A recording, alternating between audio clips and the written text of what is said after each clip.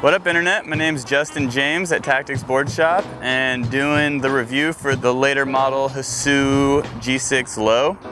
The biggest difference between this and the first shoe that came out, the G6 Mid, is that this one doesn't have the G6 midsole, but instead they put the G6 foam for the insole that is slid in there.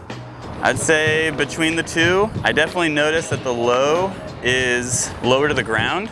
I kind of noticed feeling closer to my board, but the insole actually did a really good job of making it so the low didn't feel that thin. So I was still down to jump down stuff and kind of dork around down some stairs.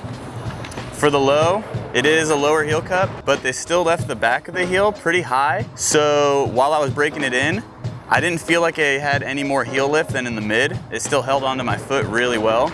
This is a one-piece toe, even though it does have like a stitch around it. It is still a one-piece toe. It's full suede. There is some kind of layer of like a woven material underneath, which kind of helps it last a little bit longer once you break through the suede. But still the same normal suede full toe feel and flick.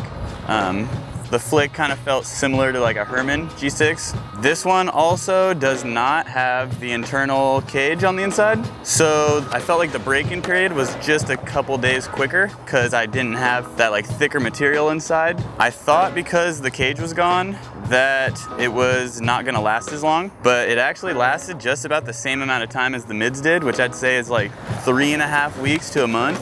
I would say a difference with this one, like if you ride figgies or laced or anything like that, this shoe is a little bit wider. So if you have wider toes, these shoes tend to feel pretty nice on around like the big toe and all that.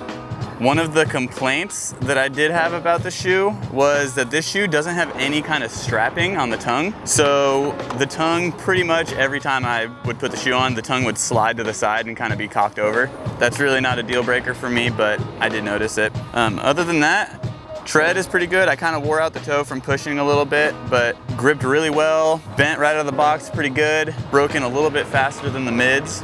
I think I'd probably wear the low a little bit more often, but the mid does offer just a little bit more impact protection, but definitely a solid shoe. I did feel a lot closer to the board, so kind of was nicer for like manuals, ledge tricks, just kind of flip tricks in general, flat ground.